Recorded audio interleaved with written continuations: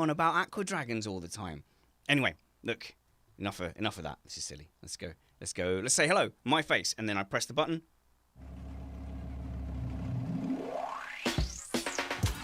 Hi guys, and welcome to Remain Indoors, where we'll be looking at some lighter news from around the internet, having a grumble when required, and talking about the ways we're keeping ourselves entertained at home.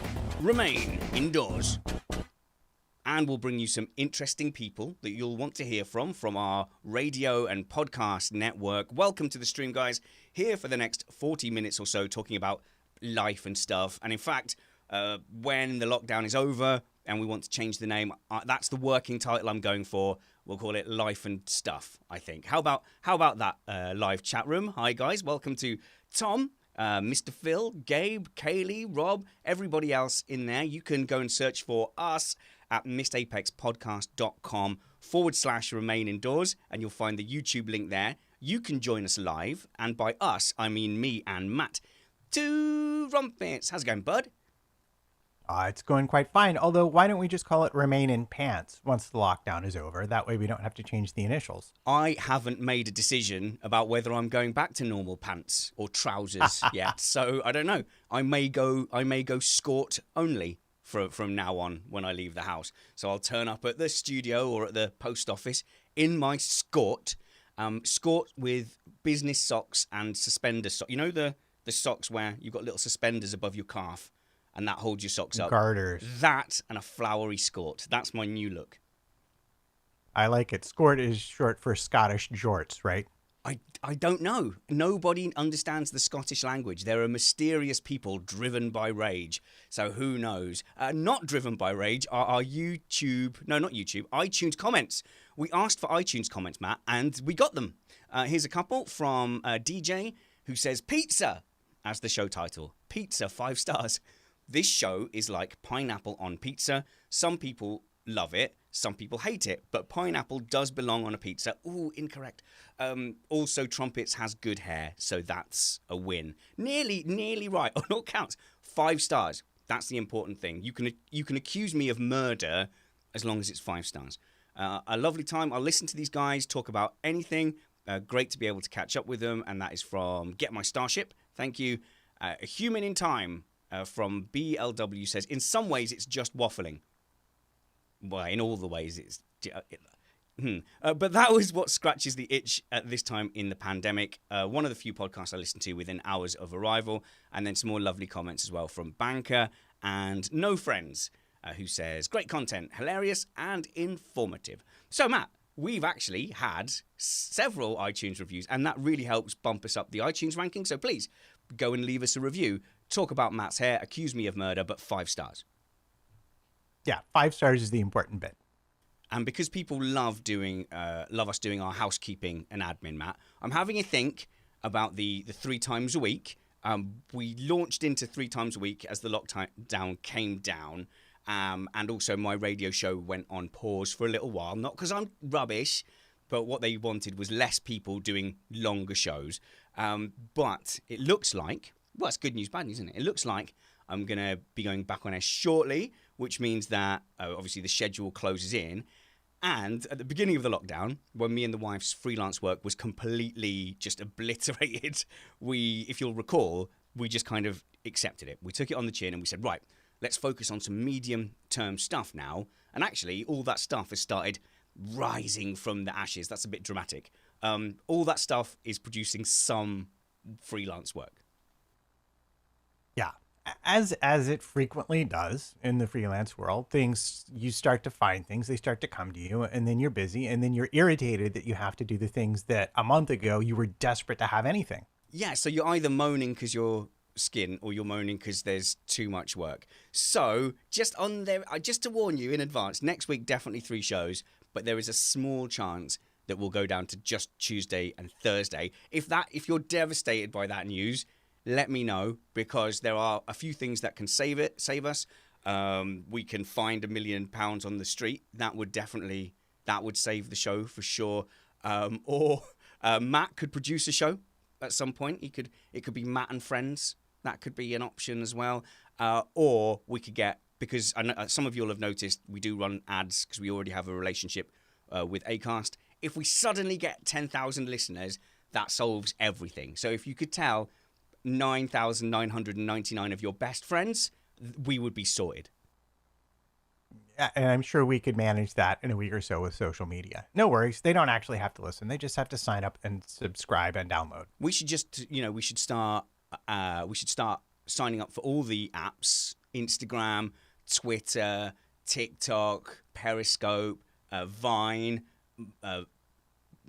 what's the one? MySpace with Tom. That's one. We'll do that one. So if we do all that, it'll be easy. And someone who's a bit of an expert in all these things, in all these matters, is Liam Taylor, our guest today, best known for doing simple TikTok dances in a crop top. Liam Taylor, LT guitarist. Hey, how's it going? Yeah, the crop top doesn't fit, but it never fit. Well, so it fit at the beginning of being. Sorry, go on. I was going to say it fit at the beginning of the lockdown, and it doesn't fit now. That is too many lockdown crisps. It's all the bugles, man. I love me some bugles. Yeah, it's really unfortunate and gross. So I tend to only leave the really tragic dances up there for like half a day and then delete them. So yeah, come find me, LT Guitarist on TikTok. It's awful. You'll have a horrible time. What are you doing? What do you do on TikTok? Do you do just the little? Is that what you do? The dances and then somebody else's music? Is that? No, what are you doing? I do my own music stuff. I make stuff. So like exactly how I do on YouTube, on Twitch, I just repurpose it for TikTok. So I've been doing these weekly quarantine guitar challenges. So like a minute, I'll play a thing on guitar. Here's the tab. Here's how you do it under a minute. And I stick that on Instagram, YouTube, TikTok.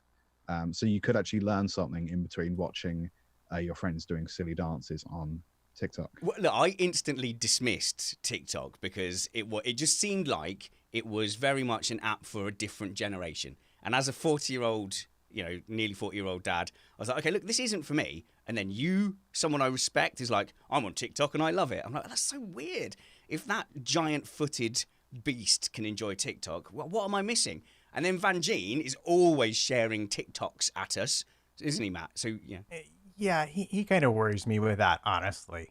I just because I'm like you, I just never quite got the point of TikTok. Now I see that some people are doing like little mini instructional things. I'm like, okay, that could be a valid use case for me being interested in it. But he just has a fascination with, well, let's just say, I don't know. I just find it vaguely odd that someone his age with a family spends that much time on TikTok. And that's all I'm going to say. I will say I found one use for it where it is genuinely brilliant, Liam. If you just type it, because normally like it just goes on the thing and then you scroll down and I thought this is terrible. If you type in the search bar cats, suddenly you've got like the world's best collection of really cute and funny cat videos. So I'm all in for cats.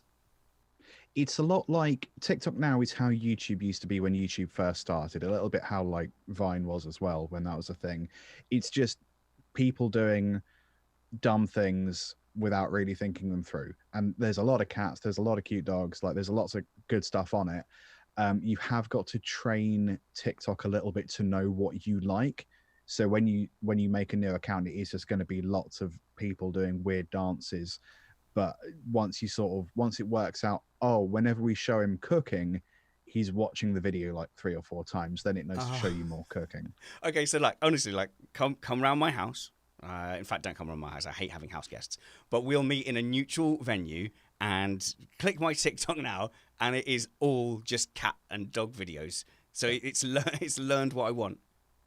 Click my TikTok does not sound like a thing you should say on this show. No, it doesn't. I feel if I have to be arrested for saying that now, I accept the charges and I'm just, come and get me. My address is a small shed in Cambridge. No, that's Liam. Is a shed in Cambridge, a large shed, in fact. Large shed. 3 times the size of my shed. And don't you let me know it. I've said it before, I'll say it again. My long-term dream is to take your shed and put it on top of my shed.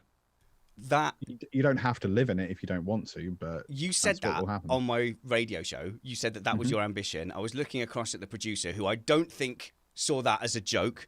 I think saw that as an aggressive act of you declaring that you're going to do a hostile takeover of my shed. But then I was thinking, it'd be quite nice if my loft was an attic of somebody else's shed. I wouldn't mind that at all. Hey, Liam, how... Oh, go on, Matt, sorry. It would be even hotter, though. It is a warm shed. Is your shed warm? Presumably you've got air conditioning in yours. No, we don't have air conditioning. It's if it's cold outside, it's freezing in here. If it's hot outside, it's boiling in here because we have, 2 computers and like a whole room full of synthesizers which stay on just in case I get inspired. So it gets really hot really quickly, and the airflow isn't great. So it's pretty bad. And if you have aircon or anything, it's really bad for audio, Matt. As Tony Thunderbeast Barnard was complaining to us over Zoom, he's the only person who's come and done a live thing in this shed with me. Mitchell Benham has just given us our show title for the day. Click my TikTok and stack my shed. Okay, there we go. Thank you very much, Mitchell. No call-ins today because after Liam, we've got another special guest making her podcast debut. But I wanted to just say in general, Liam, how are you? Because we've not caught up properly since the lockdown. Obviously, normally you are out and about, spending a lot of time as an audio engineer in schools, as well as being an internet music mogul. So how are things for you? How are you adjusting to new circumstances? Things aren't too bad for me. I don't really have to do an awful lot of adjusting because I've got freelance composition work and freelance video editing work, freelance all sorts. That's just still kind of coming in. So the only thing that's really changed is that people are now wanting me to score short films about the virus. And I'm like, I don't think the virus has a musical theme or a sound or anything that's evocative of the virus just yet. Okay. Is that what people, hang on, what are people asking soon. for? They're saying, can you make us a soundtrack to the apocalypse? I stop calling it the apocalypse. You'll never get back on air if you keep calling it the apocalypse. The pandemic, it doesn't. What sound would this pandemic have? Sort of the sound of everybody just inside with their doors shut. Well, normally when someone says, I want this, and I don't know what to do, I take an image of it and I put it through sonification software. So like I took an image for one of these projects, I took an image of the coronavirus under a microscope or something, like the really close up one, and I put that through a sonification thing, turned it into sound. Sounded horrible, but at least I could say, well, this is literally what the virus sounds like.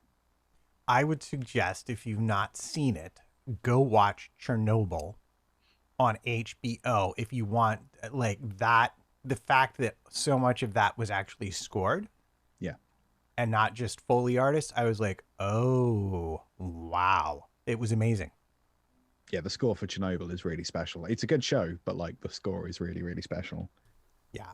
So what do you say to people when they're asking for the pandemic sound? Are you just saying no, or are you just phoning it in so that you can have money? Saying what their budget is and going from there. Yeah, it's will this make me eat food? If yes, accept job. Obviously a lot of your job as a musician for hire is soulless drudge. I mean, because you need to buy shoes and keep yourself shedded. But you have a track here that I've actually got lined up that I would like to share with people a little bit. It's not out yet. So is this a worldwide exclusive of your latest Liam Taylor LT guitar creation? My mailing list don't know about this until tomorrow. So yes, this is an exclusive. You're very, very welcome. Oh, okay. Thank you very much. I doubt there's very much crossover between our audiences. Mine is pitifully small.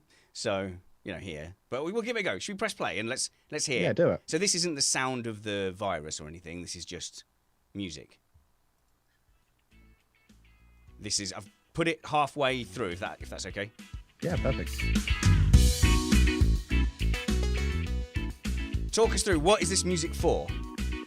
This is for music for the pleasure of listening to music, which is something I do. So the band is called The Musical Endeavour. We endeavour to write music. That's where the name comes from. And this kind of vibe just comes out of the fact that I've been listening to funk music nonstop for the last 3 years. Is that what it is? Funk? Yeah, it's funk. Okay, It's modern weird funk.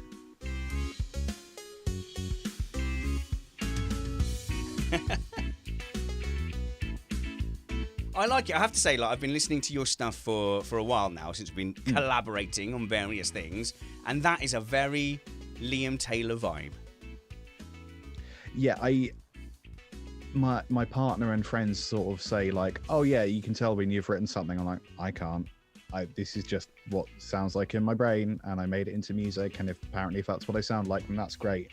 And apparently, yeah, there's something in that's just like makes it really overtly me.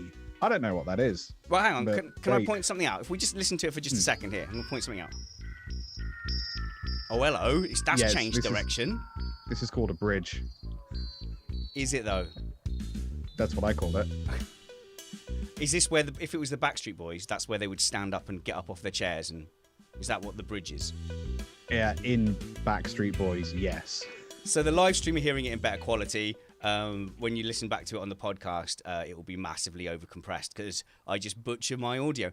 However, what we've noticed is you have no vocalists and you have no trumpet, Liam. That seems to be something sadly lacking in your repertoire. Absolutely. Matt, if you want to lay down some trumpet for one of these, like we'll do it, because one of my weaknesses is writing melody, which is why I tend not to have vocalists. Start sending me stuff. I'm so bored. Okay, we'll do it. Absolutely. No. Matt, you're meant to pretend that you're being super productive in the lockdown, and you're like, oh, I don't know how people are bored. I'm just doing so much. I'm just so busy right now.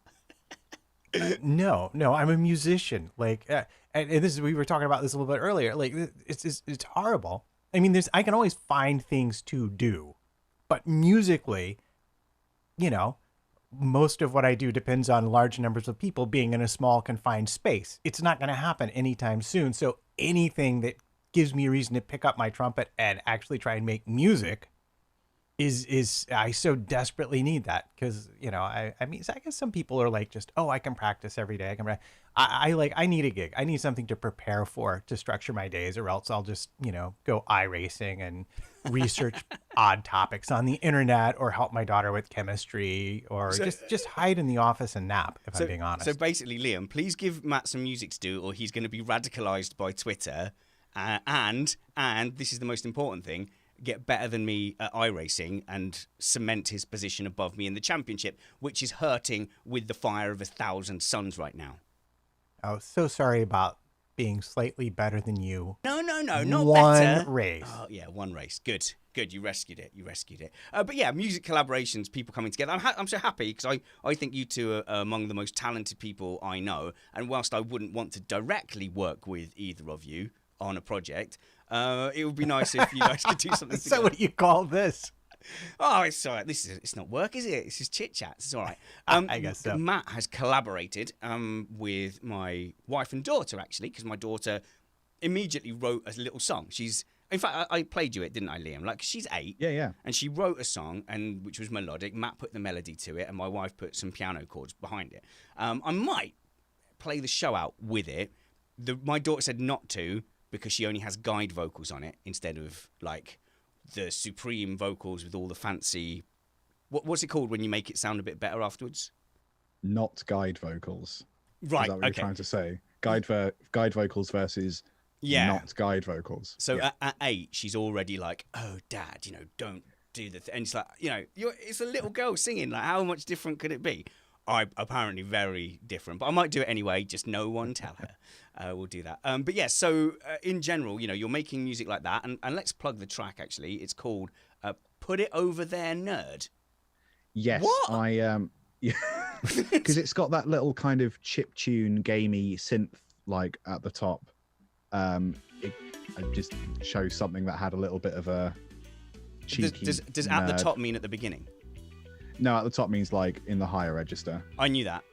I was just. I mean that's just the terms that I use. Yeah, like, no, I think it's just. If you say take it from the top, it usually means from the start. But no, it's my skill as an interviewer to ask you questions that I know the answer to, but I'm like the eponymous hero of the airwaves, and I pretend I didn't know. I definitely did know. But how are you? You know, generally work wise, are you still having to go into the schools? We have the option to, because there's kind of so my job is education support. I'm not a teacher, but I help the teachers teach. So there's not a lot that I can really do remotely. So I'm trying to sort of go in every now and again and spend just a day soldering cables and fixing stuff. So I did that yesterday. I saw one other human the whole time. It was actually quite nice. School without children is the best kind of and most productive kind of school. I don't know how you two do it because Matt, you teach in schools as well. We've got our own two, terrible kids, and then just the thought of like 30 of them like running around doing music lessons. Like you guys are basically heroes. Yeah, that sounds about right. Yeah, absolutely, 100%. Does it not just drive you mad, Matt? What kind of kids do you teach when you do lessons? Is it normally one-on-one? Are you what we would call a peripatetic teacher? I do a mix of. I am a hybrid, much like a Formula One engine. I do have one school where I teach classes of kids. Now, what I've been whittled down to at this point, the classes are eight-ish. The biggest classes are about 8 kids at a time, and they're wee little kids. And thankfully, the school where I teach, the person who runs a music program, is all about participation, and the whole concert results things is very, very wishy-washy. So there's not a lot of pressure or expectations because it's only one class a week for young kids. So it's pretty much show up, get them pointed in a general direction, try to keep them from hitting each other with the instruments, and then say Nice. goodbye, see you next week, which is nice. And then the second year kids, actually I have a couple who are really, really actually good. And we're doing some fun stuff. We started learning some improvisation. They've composed their own song for the virtual concert we're going to do in May. Oh, nice. So that's always that's like a fun class. And then I have private students, and which, by the way, I teach online. So anybody needs a trumpet lesson for any reason, feel free to get in touch with me. Do it. It's mattpt55@gmail.com. Correct. Or you can hit me up on Twitter. It's Matt, why don't you organise that on? Why don't you advertise that on Missed Apex, where we have listeners? Hello to our few listeners, but yeah. Oh my, that's insulting. No, but it's an elite group of listeners. Actually, it's not. It's about 500 downloads at the moment on the audio, which is really good for a new podcast, and maybe a couple of hundred will tune in on the video. But advertise that on Missed Apex, Matt. No one cares in the lockdown if you use your existing things to advertise the stuff that helps you survive. Oh, I accidentally played something there. Beg your pardon. Yeah. Anyway, so Matt, advertise it. What do you offer? Trumpet lessons. Yeah, trumpet lessons. Trumpet Good. lessons, music theory, beginning, whatever. I mean, honestly, I could do beginning violin. I could do French horn, trombone, like any brass instrument, and pretty much beginning any string instrument. I have a nice little beginner string course that I can recommend for people. That's mostly just to play along. Right. Well, tell me, because I'm sure Liam's got some input on this as well, and my wife has been doing some stuff too with this. You said there was a virtual concert. How is that being put together? So I am in awe of what Broadway.com did with their Sondheim thing, because I'm trying to figure out if they recorded stuff live over Zoom, and if they did, how they managed the lag, because it looks like the stuff was recorded live. But for our virtual concert, what I'm doing is I'm dividing the song up into splices, and I'm asking kids to record a video of them playing. And so what I'll do is I will loop that. So I'll take the sound, and then we'll have them record video the whole time, but I'll just take like one sound sample, and I'm going to mix it all together, and then we'll make a little video, and then they'll play that video at the virtual concert. Yeah, I mean, is that the kind of thing that you've been doing, Liam, or have been witnessing when you're collaborating? It's all live, just isn't possible, is it? No. I've seen people do kind of variety shows. So Jade Adams, really good comedian, she's got a comedy special on Amazon, Serious Black Jumper or Serious Black Sweater, can't remember. Really, really good. Watch it once we're done here. She's doing variety shows where some of it's pre-recorded and I think some of it's live. So she'll do a little bit of intro spiel, and then she'll go off to someone, which is either a pre-recorded sketch thing, or then she'll go live to someone else who's playing guitar. So that kind of thing works really well if you can orchestrate Zoom like how you're doing now, Spanners. Yeah. But actually doing like a live performance with a band, which is it's not going to work. You're never going to. No, One of you is going to have really bad internet, and even if you've all got internet, that's I've really just good, I've it's just not had an gonna work. idea. No one steal it, but I've just had an idea.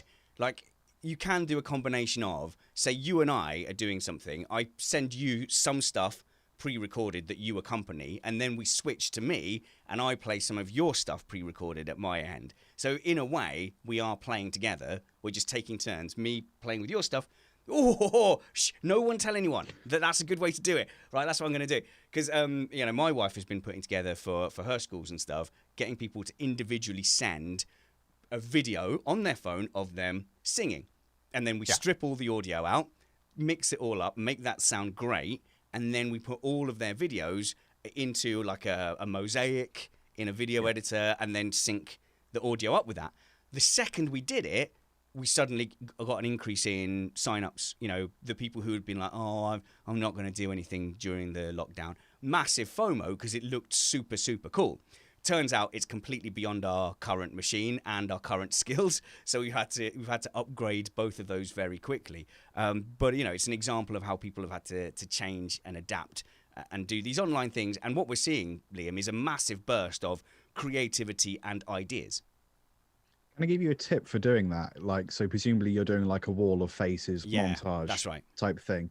I'm doing exactly the same thing for my work at the moment. Do it in stages. So do the horn section, one video, render that down, then do the percussion section, one video, render it down, and then combine them. That's the only way to do it, because otherwise you've got 30 tracks. It's just not going to work. Okay, Pro tip. I tried telling my wife that was the way to do it, and she was like, no, I want them all together. And she's like, no, get me the technology that will make this work. But really, no, that puts a strain on just about any machine at all, as we're learning. But we're having to learn these new skills. Like, my wife taught herself to cut videos and put them together over a matter of like 2 or 3 days. And I was like, oh, geez. I'm like, you're smart. Like, because that took me years to start, putting together little things and getting frustrated and giving up. But she just powered through it. And now, she's come out the other end with this video, because creative people will be creative under pressure as well, So, yeah. The cool thing about video editing is you can get some editors, like the video editor I use is called Sony Vegas. I think it's Movie Studio now because I bought it 8 years ago. Oh, okay. It's not the best video editor. It's not supposed to be, but it's a video editor that most closely resembles an audio editor. So because I've been using Cubase for 10 years, I could then switch over to Movie Studio, and it's basically exactly the same process and a lot of the same shortcuts, just with video. So you prefer Cubase to Pro Tools then? Yeah, I use Cubase for personal work and I use Pro Tools at school. Pro Tools is fine, but it's not good for 14-year-olds. I mean, it's not supposed to be, but yeah, I prefer Cubase because I've been using it for... Right, you're familiar with it. Yeah, I've been using it for so long. That's all it is. Matt, you said you were having some video editing dramas, and then we'll move on to Liam's next project. In the same week, my daughter came to me with 2 video projects that needed editing. One was a chemistry class project wherein she made soda bread and discussed acids and bases, and the other was a Lady Macbeth soliloquy, which I think I shared with you in the WhatsApp chat, where I had to find a background and introduce a title card. And so the soliloquy was pretty simple. We just stood her up in the studio, cut the lights on with the green screen, found a background, and just let her tear up the scenery, so to speak. And then the chemistry one was much more complicated because there were stops and edits and cuts, and then there were title sequences. And then she says, oh, I forgot something. Can we just overlay text during one of the scenes? And I'm like, why, sure. I don't know how to do that at all on this video editor I downloaded 10 years ago and have used once literally, I think I used it to take the audio off of a video so I could use the audio for something. It's the only thing I'd ever used it for. I'm like, sure, I have an entire week to master complicated software just so that you can turn in a school project. Of course, that's not a problem. Oh, it's fun. And it's fun learning new things. And what Liam might not have realized when he threw something at me earlier in the week, might have been a couple of weeks ago now, is that acting is new to me. I am not an actor, Liam, but I am flattered that you thought of me for what some might call a bit part in a radio play, but I'm not. There's no ego here, I don't mind that it was only 2 lines, but I will endeavour to steal the show. Tell me about this radio play and why you're doing it, and if it's a one-off. Do you want the honest reason about Is it because why I made it? Is it because somebody's giving you money? No, I misread a brief. Oh no! Yeah, I found a brief, like an open call for I can't remember where it was. That's really annoying. But they basically wanted a very specific kind of drama. It could have been a comedy, it could have been sort of anything, but it had to be about people using video conferencing like we're doing now. But I misread it and completely disregarded the video conference thing. So I guess it had to take place with actors looking into their phones and recording like we are. And I just completely ignored that bit. I wrote the damn thing, and then I read the brief and I was like, oh, maybe I can just publish it as me. Oh, okay. So you're still doing it. So thanks for helping. Oh, right. You're still doing it. Is it still going ahead? Is it still going ahead?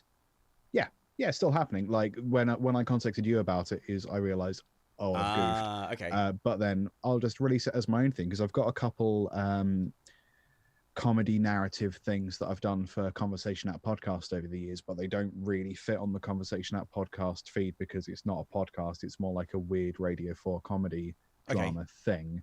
So I figure maybe we combine these and we do maybe like a podcast feed, but it's narrative. Yeah, I've not worked it out yet. That's really obvious. It's a good way to release it. Well, look, I've helped you out. I've recorded one of the two lines here for your consideration, and I'm happy because I'm not an actor, Liam. So I'm happy to get notes on where I could change, and also I've done a few different versions. So I'm going to play that for you. I've pre-recorded it. Ooh. I am playing the part of policeman.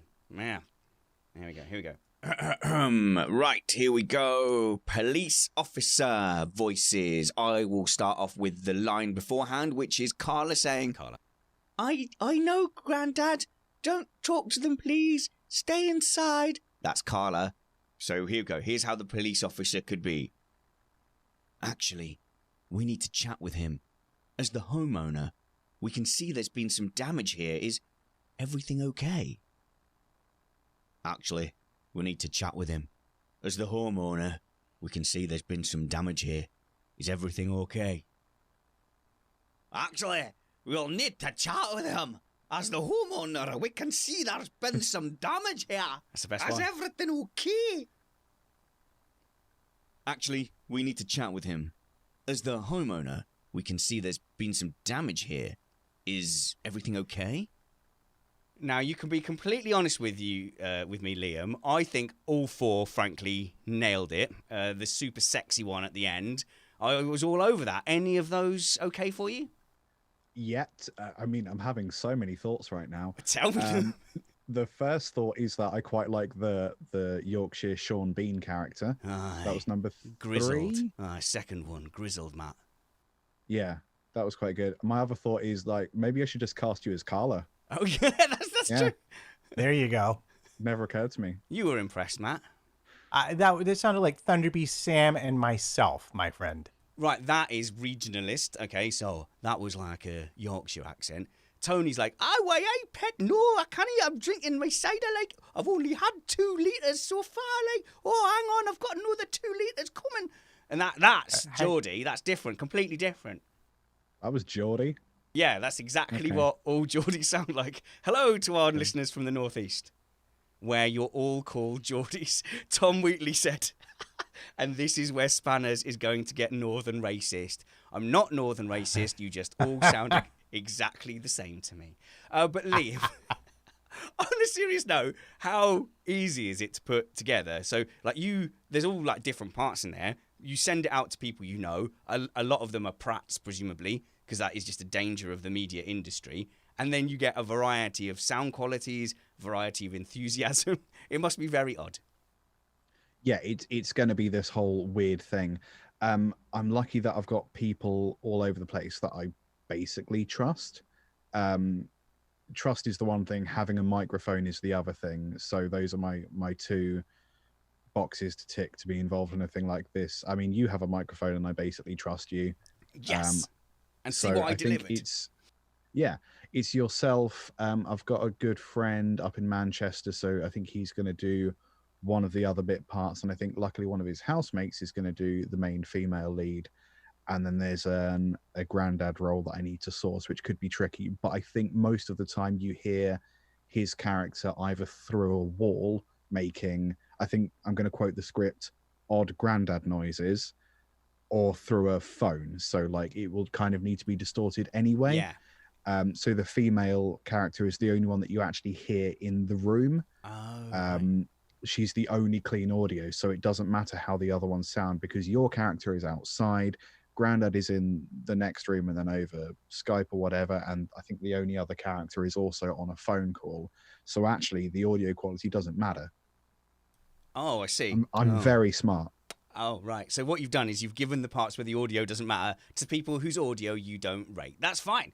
I will give. That's fine. I'll just knock all the bass off, and it'll sound like I'm outside from far away. Hey, Grandad, bring out the drugs. I think that's where the story goes. We know you're storing drugs in there, Grandad Jeff. Yep, and that's where we're going with that. Matt, where should we go next on these show notes? Because I said after the last show, right, I'm going to go through there and I'm going to go through the show notes. I'm going to take the parts that we've already used. I'm going to store them away for like later use on radio. Turns out, and I went through like 16 show notes, that we have barely on any show used content that we actually wrote down and prepared. Yeah, which is a testament to, I don't know, our lax leadership, our lack of ability to plan and coordinate. It could be many of these things. No, I think we are going to talk about our friend Beth from the chat room. Oh, yes. And her 3-strike rule. This was from Tuesday's chat, yeah, and we wanted to start following up. So if you say things that we like in the chat room, not like, look, Simon's saying I hate Northerners and Aussies. That's not true. I just don't value them as highly as I would other human beings. That's all. Okay, so let's not go down stereotypes. But Beth made a good comment yesterday, so we saved it in the show notes that we can bring it up today again, Matt. Yeah, we did, because we're talking about sort of this tendency. Well, I was talking about my daughter, but I think it's true of a lot of people who produce things creatively. She's getting really hung up on submitting homework, and the bigger the project, the harder she works on it. She gets ready to say submit, and then she's like, wait, I have to go through and reread every line of it. And you're like, no, just turn it in. It's homework. But she insists on that. Supportive. And well, I mean, you know, if you've been with her for the entire 77-hour process of the project being finished, you're just like, it's finished. Turn it in. But Beth has a really great rule about her projects, which is a 3-strike rule, which is the third attempt is the finished product and off it goes. And it very much limits your ability to let perfectionism interfere with something that's already good enough, I would say. I like that, Liam, because like I was saying on Tuesday, everything in my file folders on my computer is saved as some kind of draft.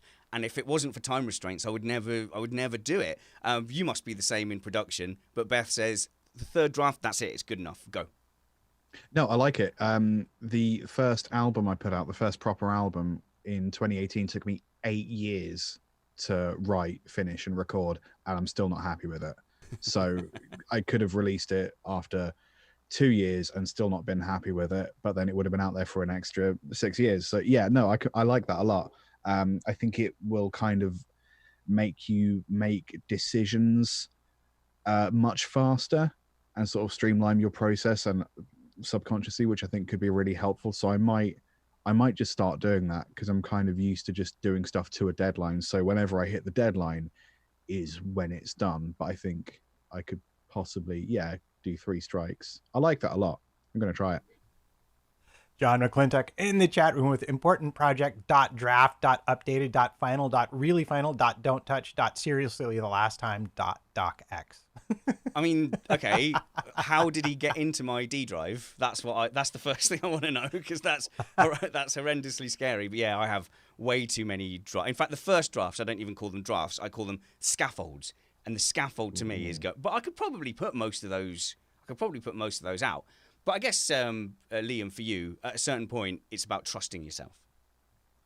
Yeah, I don't think I've ever trusted myself. I tend to, with a piece, I mean, it varies from project to project. With a piece of music, if I kind of get to a point where I've just been listening to it for 3 hours, it's probably done. But even then, I'll say, okay, render it, come back in the morning. If you are basically fine with how it sounds, then release it, because part of me will still want to tinker with it. But on the other hand, I think I just need to move on to the next project. Well, The art of finishing stuff is, I think everyone's bad at that. If you make stuff, it's hard to finish it and then put it out, the art of because then you're open stuff. to critique. Yes, that's a good point, actually. Matt often says with projects, when we're planning things, you say, this is the best bit where there's limitless possibilities and we haven't had to make any decisions.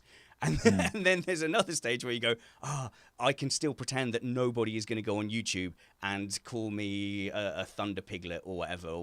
I thought of a much ruder word, and then I changed it to thunder piglet. But yeah, the critique, actually, and the fear of the critique is a real thing, Liam, isn't it? It's like, as much as you say, no, I'm secure in what I do, as soon as someone goes, nah, that was ordinary, you go, I worked really hard.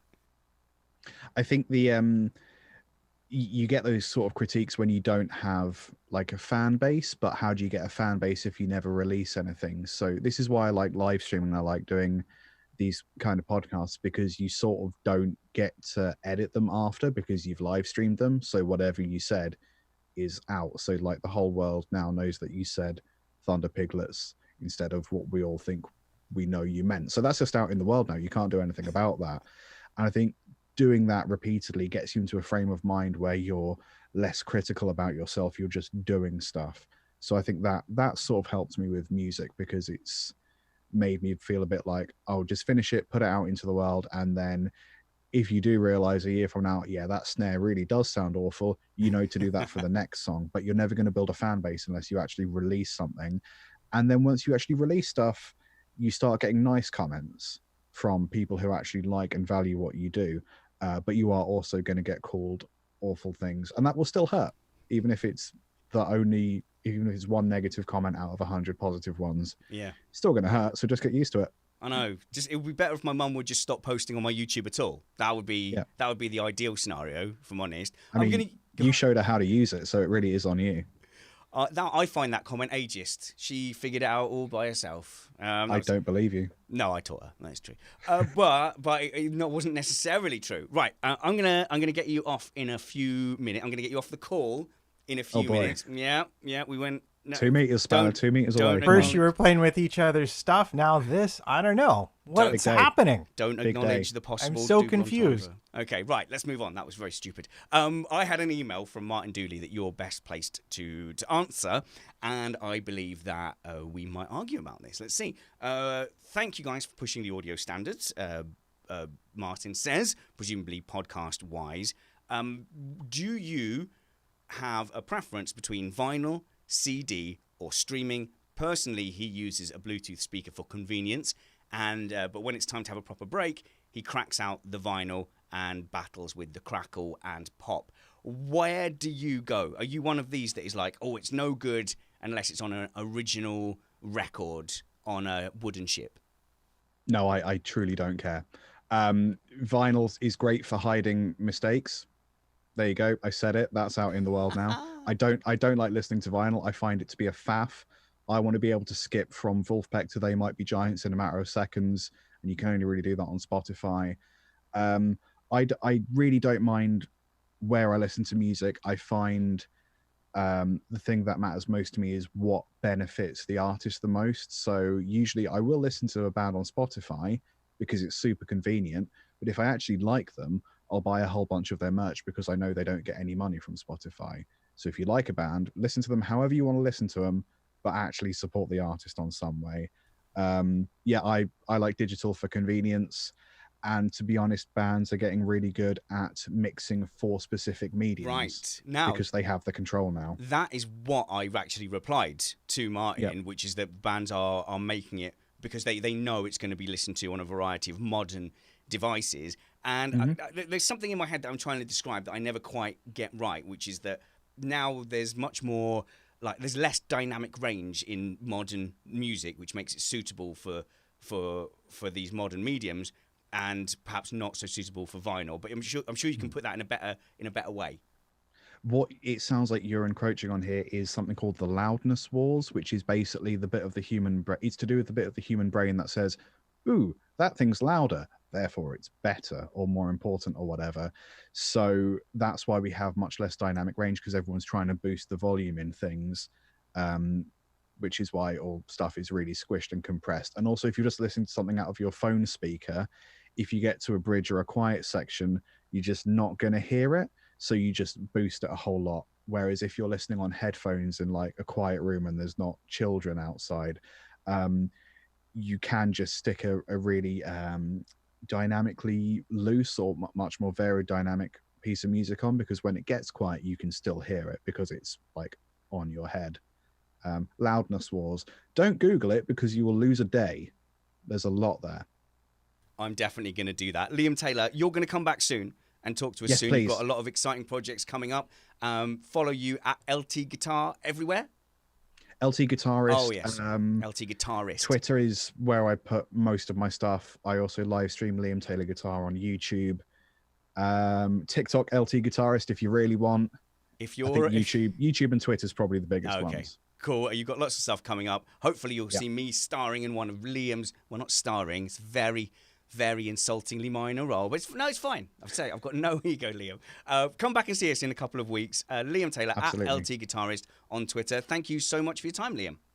No worries. Thank you, chaps. Take care, everyone. And as Liam heads off, that's not the end of the show at all. In fact, I'm going to bring on a special guest who's going to come and make her podcast debut here on the Remain Indoors podcast. It's an aspiring actress and singer, and also I have the honor of being her father as well. We are joined in the shed by Vivi. Vivi, welcome to Remain Indoors. Thank you very much. I'm really excited to be in your podcast.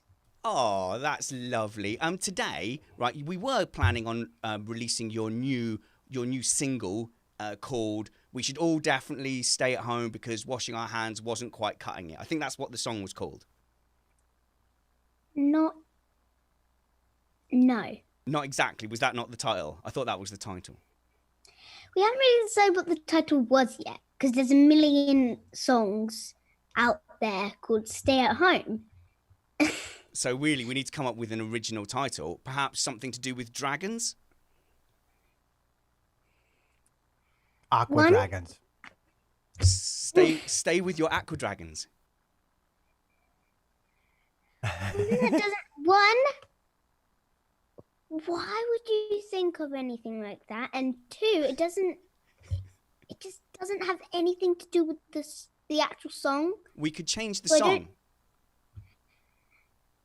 No, you're not a fan of that. I tell you what, in that case, why don't we go to the reason I brought you on today instead, which is that we're going to do a book review, and there are lots of people listening with children your age. I've forgotten how old you are, but it's like 2 or 3 or something. You're like a teeny tiny baby. I'm 8. And by the way, the tone you can see from my daughter of her barely tolerating me is completely normal.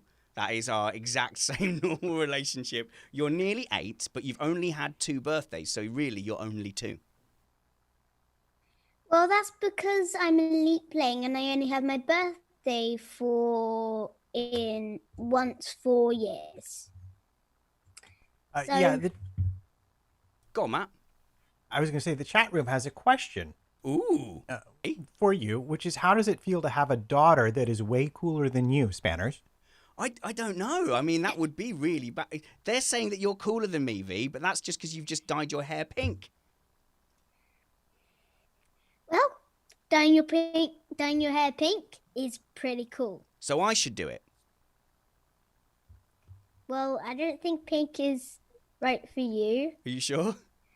I think maybe like it would be really funny if you could dye your hair green.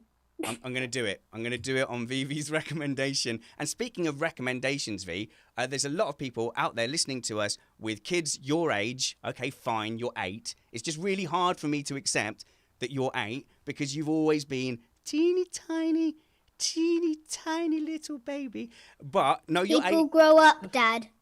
Why? People grow up. It's so unfair. It was like a second ago you were tiny. Okay, fine. You grew up.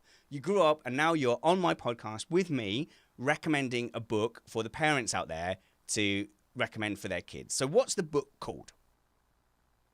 The book I'm recommending is The Tale of Emily Winsnap. Oh, so is that the name of the author or the name of the character? It's the name of the character in the book, the main character. Okay, well, is show called the Emily. live stream the book so we can see it. The Tale of Emily Winsnap, who is some kind of fish. She is a mermaid. Oh, it's a mermaid story. Tell us about how does she become has she always been a mermaid? No, she hasn't always been a mermaid, but when she goes into water, she becomes a mermaid. So basically, that's all of the story. Oh, okay. That's- So how does she first find out that that this happens to her? So it all started when her mum was really anxious about Emily going into water, and then when she finally gets allowed to have swimming lessons in her new high school, she realizes when she's underwater, she becomes a mermaid, and Oh. she just did this. She finds a startling discovery about her own identity and a new father she has never met. A father she had never met. Like your real dad who left you in that bush when we found you.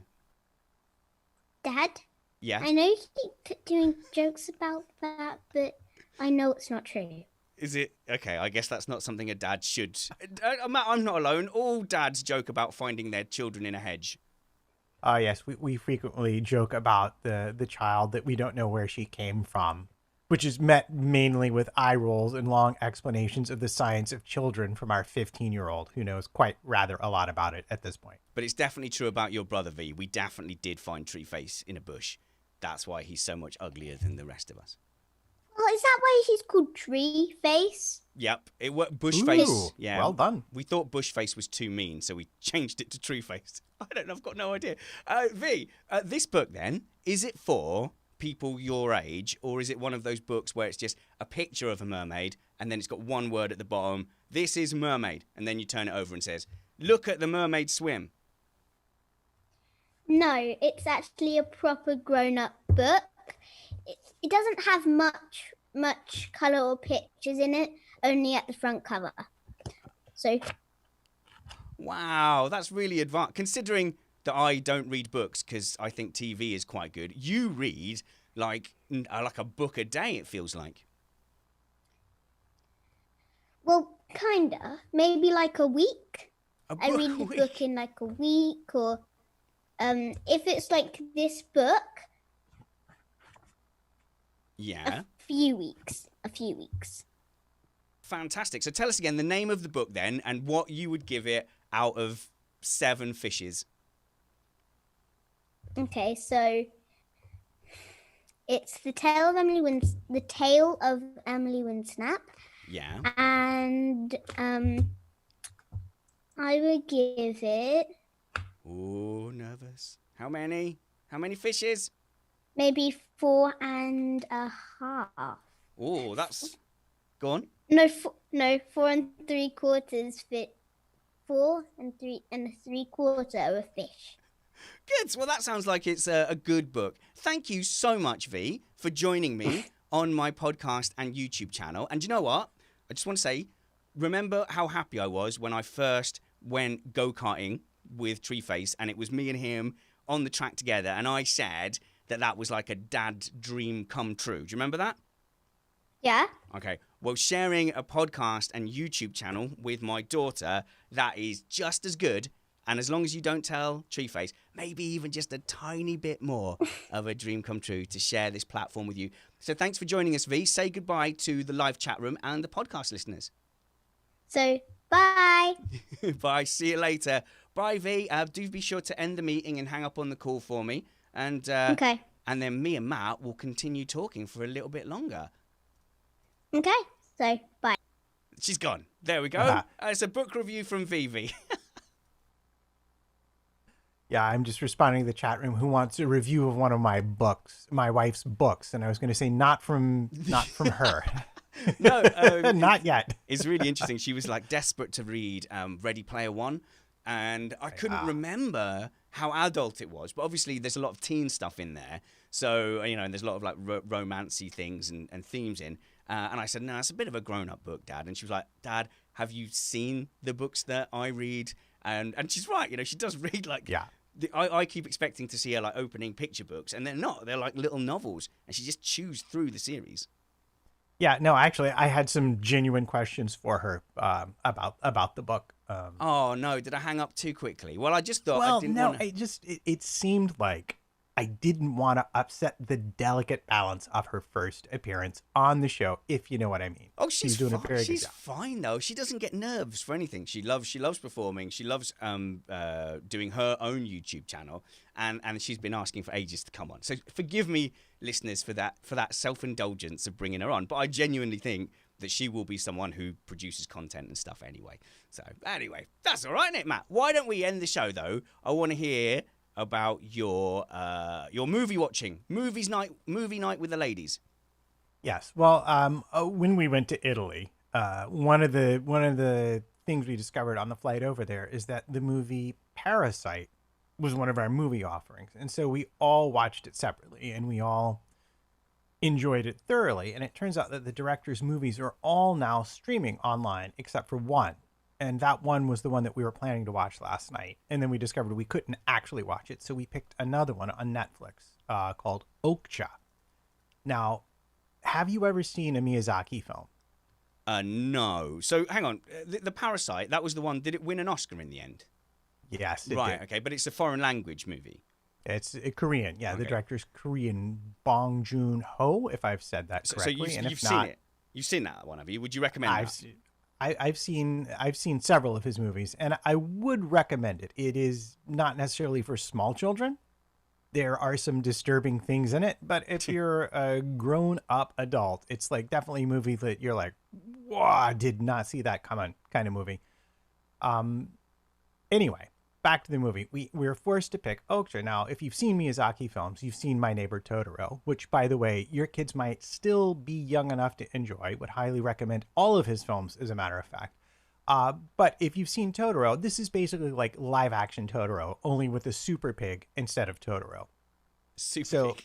A super pig, super smart, adorable, cute, and a small girl is the other half of the narrative lead of the story.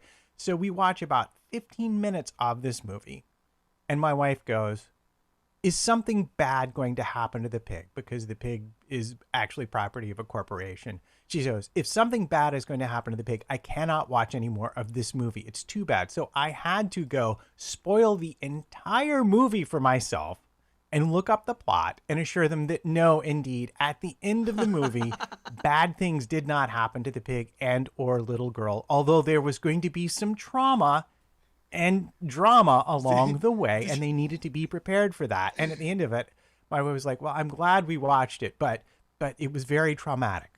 So you had to actually go and sit there going, look, it's going to get rough. It's going to get a little rough. Yes. But that is amazing. It'll turn out good in the end. I promise. I tell you what, my wife went through quite a similar phase. It was shortly after we had our first boy, and my father passed away, all very shortly. So all that emotions of like a new life and death, and it can bring you down, like the stress and the grief and everything, a lot of negativity. We went to the cinema to cheer ourselves up, and we watched this movie called The Road, and it was a post-apocalyptic waste ground where just all life had stopped growing, and then people were becoming more and more savage and like killing each other, cannibalism, stealing the last resources. She went out there and she went, I don't want to watch a negative, stressful, traumatic film again. We're not doing that again. I only want to watch comedies, love stories. I'm done. I'm done with anything stressful, traumatic, horror. I'm over it. Yeah. And that's kind of been the way it is here, although we've been happy watching this incredibly lengthy World War I documentary and stuff like that. And true crime, like, serial killers and stuff like that. That's always a happy place. And I think our biggest indulgence is this Netflix thing called Love is Blind.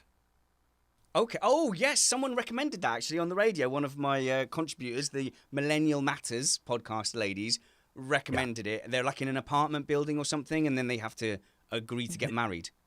No, you go on these quote unquote dates, like the whole cast goes on these dates in these pods where they cannot see each other. And then you have to propose to somebody or not by the end of the show.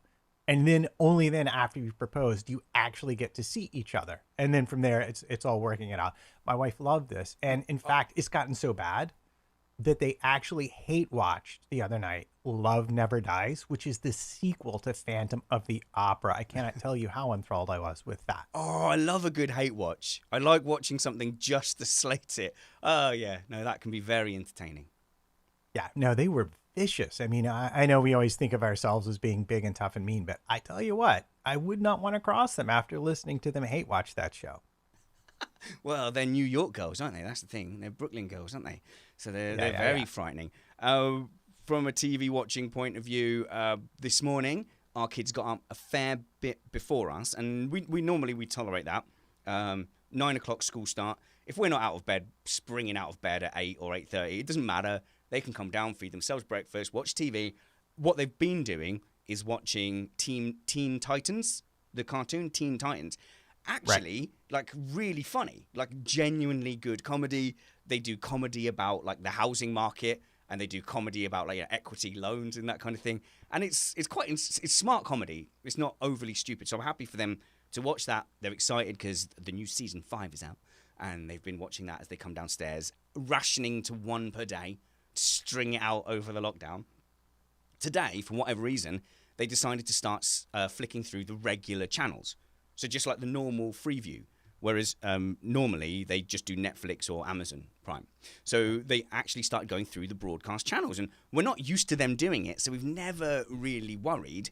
But they found a conspiracy documentary, top 12 conspiracies or whatever, and then they started reciting them to us today. Did you know there's a lot of doubt over whether the moon landings were actually real? And we're like, Oh no, I can God. see where this is going. But they were presenting it as here's a thing I heard, and we do try to be skeptical about stuff in this house, and we say, okay, you know, when Grandma tells you about like magic sky wizards, and we just in our minds we ask ourselves questions and talk it through. Right, this is the same thing, right? But the thing is, unattended, they just listened to it and went, wow, mind blown. She's like, did you know Hitler found a Stargate and to aliens, and that's why he had all the best technology in the war? And I'm like, oh, geez, this is going to take some unpacking.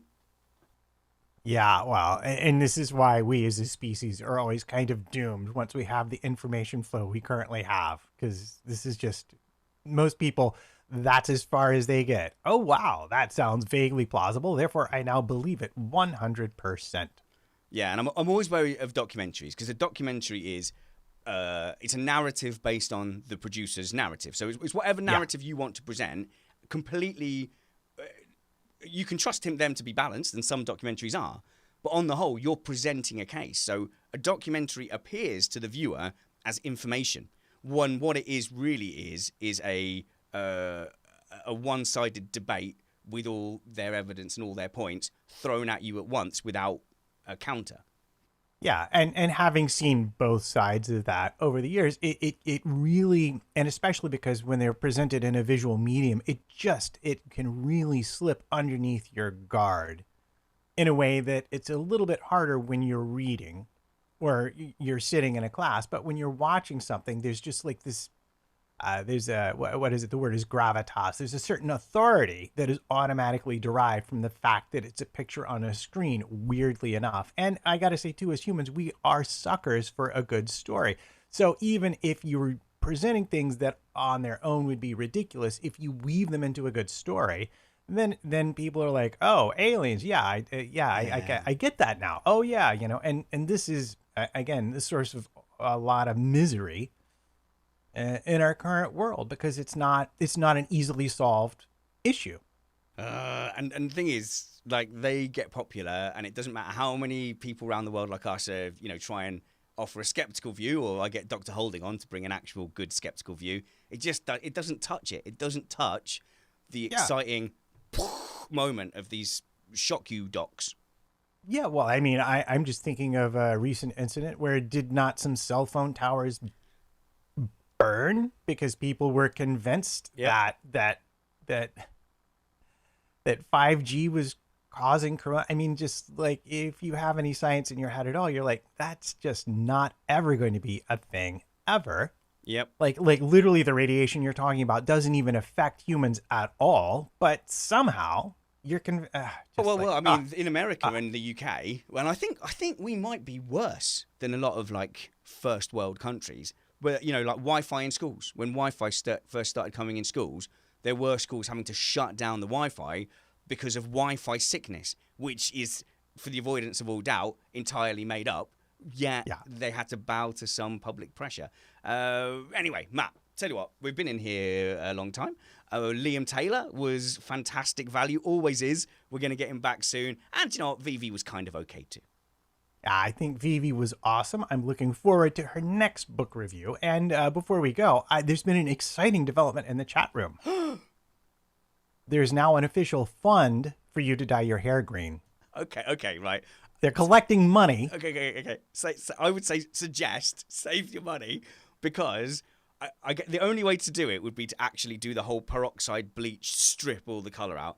Because I have tried to dye my hair blonde in the past, even with the supposedly peroxide hair ones, and it just goes kind of ruddy red. So like it's pointless. Like I'm never gonna get a green hair thing going on. But yeah, it does look cool. Both the ladies in the house have dyed their hair pink and purple, and it's a lot of fun.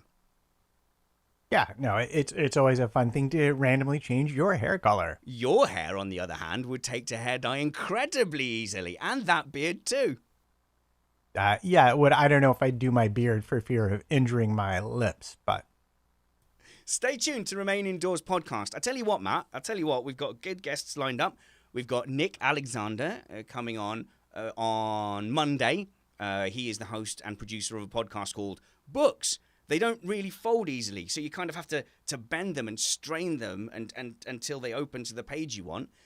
He's also an accountant. You'll remember him from the Snoozy Hour, where we actually asked him about accountancy. Right. I do. Yeah, that was a thing. Yeah, numbers. Something about a decimal Something place about in numbers. Excel. I said that was what it was. Yeah, right? On Tuesday, we've got Alice Ryan, who is a movie maker, improv actress, and a travel reporter. And she's just brilliant. She's brilliant value. We've had her on Picard. I've spoken to her on radio before. She's brilliant value. I can't wait to have her on. Good. Well, I'm looking forward to it. It's going to be a great week. And then Tuesday, possibly Thunderbeast, if he can lay off the cider. Am I right? Yeah. It's Northerners. Yeah, you don't even know, but you're just joining in my random hatred of Northerners. I love you, really. You're like our brothers, kind of. But like, if they built a wall across like where Leicester is, I don't think anyone would be that sad. Until we see you next, work hard, be kind, have fun, have a great weekend, but remain indoors. Boom. We're gone. Let's do that. Live stream, I'm going to cut you off quickly because we've hung around far too long. Have a brilliant weekend, and we will see you Monday. Unless you show up for iRacing this afternoon. Oh, yeah. Oh, my God. I'm so happy it's iRacing this afternoon.